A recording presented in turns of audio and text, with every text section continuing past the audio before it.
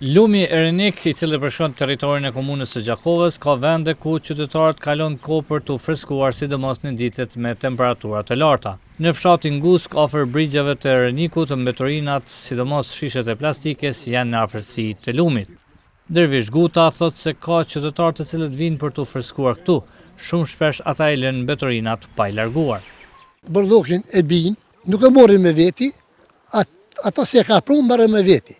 Ajo me morë, e me qitë, e me lënë këtu, e qërë sëtë, së mund është më najtë 1 orë.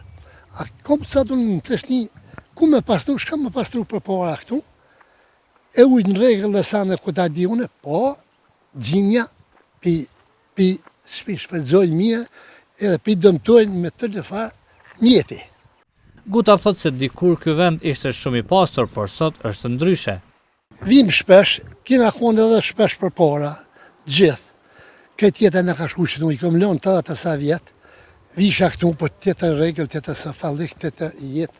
Ereniku ka brigje të bukura, por edhe të pastra, e një ndërto është edhe në Babaj të Bokës, ku qetësia dhe pejsazhi të krijojnë përshtypjen e një vendi plot mrekulli.